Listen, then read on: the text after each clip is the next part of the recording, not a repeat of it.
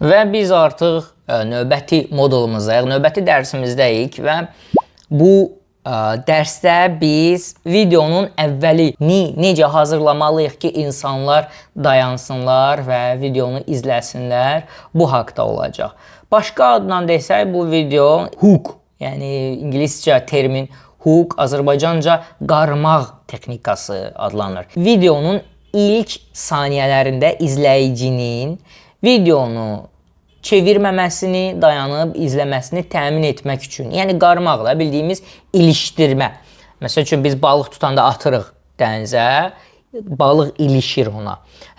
Bu da qarmaq texnikasıdır. Bilirsiniz, biz nəyə görə bu video, ümumiyyətlə bu dərs ona həsr olunub? Çünki videonun qısa və ya uzun olmağından asılı olmayaraq, videonun əvvəli bizi cəlb edirsə dayanırıq. Yəni ilişiriksə, ilişdirirsə bizi qarmaq kimi, biz dayanıb baxırıq.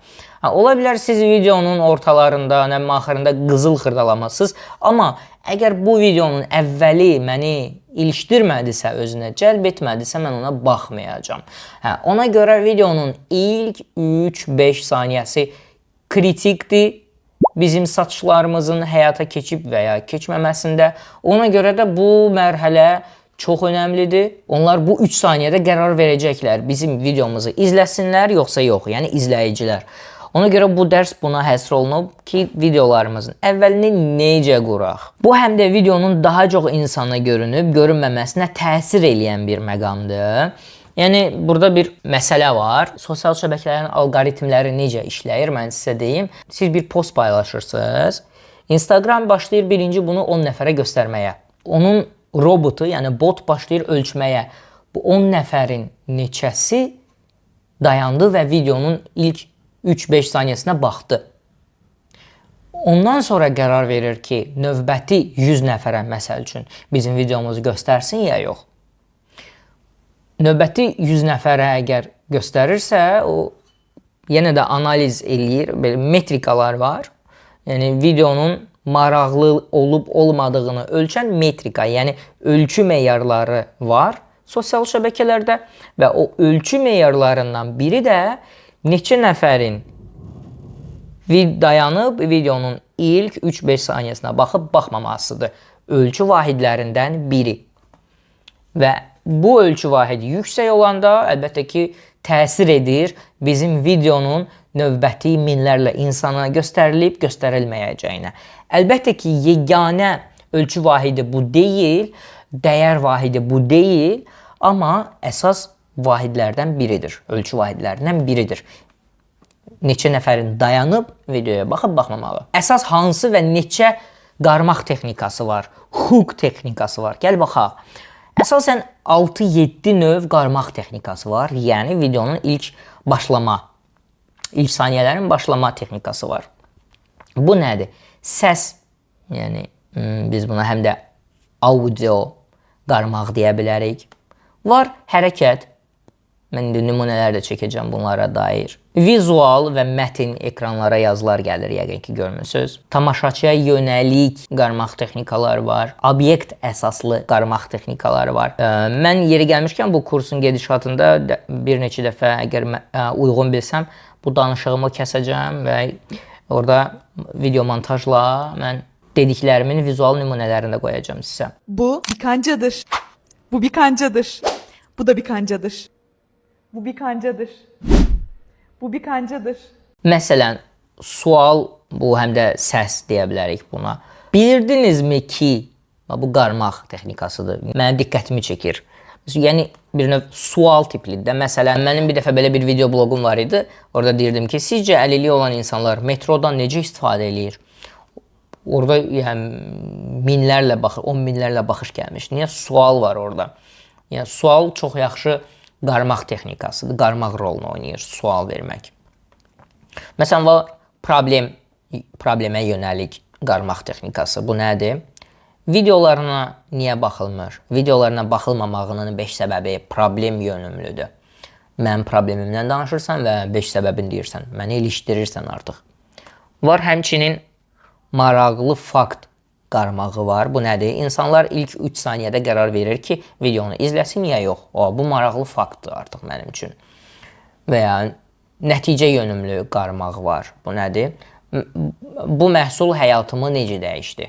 Məsələn, videonun mən indi burada sizə artıq yəqin ki öz danışığımı kəsib əksəriyyətinin türkcə bildiyini, təəssüf ki Azərbaycanlılarda bu mövzularda mənbələr azdır və mən bilmirəm.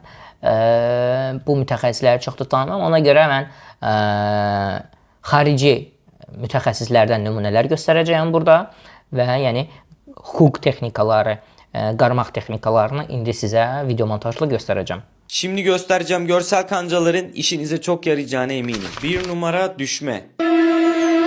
2 numara dokunma. 3 numara renk değişimi. 4 numara metin şablonu. 5 numara sihirli kanca. Gördüyünüz kimi bunlar müxtəlif qarmaq texnikalarıdır və siz özünüz də rahatlıqla istər YouTube-da, istər TikTok-da, istərsə sadəcə ChatGPT-yə yazaraq ki, mənim mövzudur deməlisən orada. Əgər ChatGPT-yə sorsansa, yox əgər YouTube-a deyirsənsə, vizual hukuk nümunələri falan yazsan çıxacaq. İngiliscə və ya rusca, Azərbaycanca bilməm, indi sənə hansı dil rahatdır.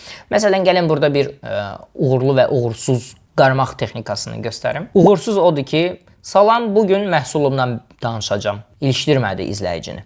Amma uğurlu belə ola bilərdi ki, bu məhsul sayəsində bir ayda satışlarımı 2 qat artırdım. Necə olduğunu göstərirəm. Gördünüz? Biri ilişdirir, biri ilişdirmir. Biri var ki, bugün məhsulumdan danışacağam. Neynim yəni sənin məhsulundan mənə. Amma biri də var ki, bu məhsul sayəsində bir aya satışlarımı 2 qat artırdım. Görürsünüz, saçlarını hər kəs artırmaq istəyir. Bu artıq ona maraqlıdır, həm də məhsulluğu göstərirsən. Görürsən, həm məhsulluğu reklam edirsən, həm də insanların diqqətini çəkirsən. Əlbəttə ki, burada üzr istəyirəm, basıb bağlamaq olmaz. Real misallar, nümunələr olmalıdır. Məsələn, belə bir vizual hukuk nümunəsi var ki, sən artıq məhsulu göstərirsən, tutağım ki, bu bir məhsuldur. Bunu göstərirsən ilk saniyələrdə, sonra isə məsələn 2 saniyə bunun hazırını göstərdin, sonra isə bunu necə hazırladığını başlayırsan göstərməyə. İzah edirəm, məsələn mən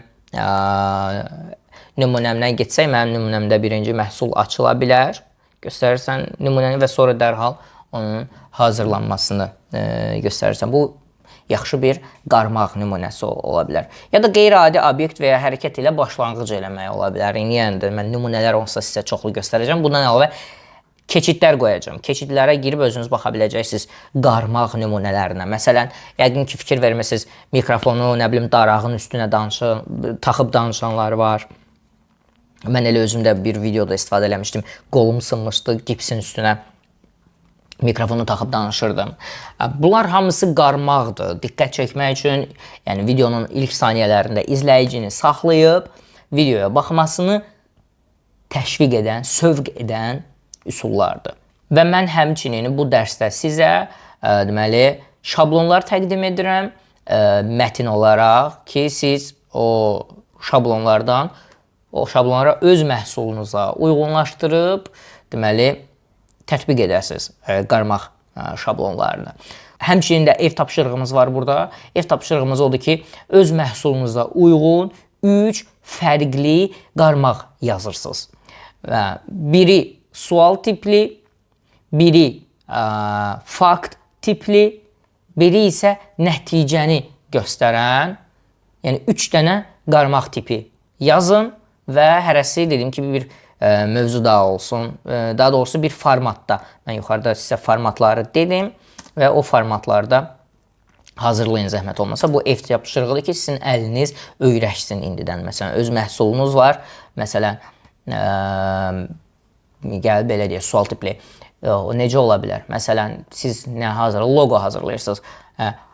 Mənə 10 dənə sifariş gətirən loqonu necə hazırladım mı? Gördün, o 10 dənə satış gətirib necə hazırlayıb? O mesela qarmaqdır, ilişdirir. Ya da məni maaşlı işimdən ayrılıb öz işimi qurmağa kömək eləyən məhsul necə tapdım? Məsəl üçün də bunlar hamısı bir nümunələrdir. Sual tipli, sən də bu səhvi edirsən. Aha. Bunlar hamısı sizin əlinizin öyrəşməsi üçün ev tapşırıqlı, zəhmət olmasa edin və istəsəz bunu qrupda da paylaşa bilərsiniz. Beləliklə biz bu modulun xülasəsini verməli olsaq, xülasəmiz odur ki, videonun daha çox insanın izləyib izləməyəcəyini təyin edən əsas parametrlərdən biri onun ilk 3-5 saniyəsidir. Bu huk texnikası, başqa cür desək, qarmaq texnikası adlanır. Müxtəlif qarmaq texnikaları var, onlardan bəhs elədik və fərqi yoxdur, siz 5 saniyədən sonra bəlkə xərçəngin dərmanından bəhs eləyirsiniz, bəlkə dünyanı dəyişəcək bir məhsuldan bəhs eləyirsiniz, fərqi yoxdur. Əgər insanlar onun əvvəlində diqqətlərini cəlb edə bilmədinsə, marağını çəkə bilmədinsə, o videonun ortasına qədər gəlib çıxmayacaq və sənin bəhs elədiyin o dəyərli məlumatlarla tanış olmayacaq. Ona görə buna mütləq və mütləq önəm veririk. Videonun əvvəli uğurlu deyilsə, o videonu apar çölə at. Çöpə at, çünki izləməyəcək. İzləməyəcək, çox təəssüf ki, bu acı reallıqdır, amma belədir. Məşq edin, əliniz öyrəşəcək və inanın ki, bunlar bir günün içində o ərsəyə gələn bacarıq deyil. Mən özüm bunu, yəni dediyim kimi, məzmunlar yaradaraq öyrənmişəm. Getdik növbəti modula, növbəti dərsə. Artıq videonun ortası necə olmalıdır?